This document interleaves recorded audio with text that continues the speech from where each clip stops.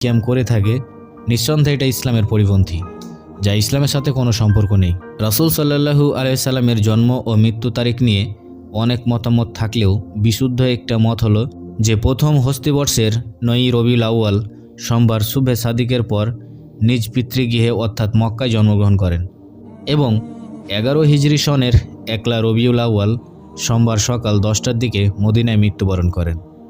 আল্লাহু আলাম।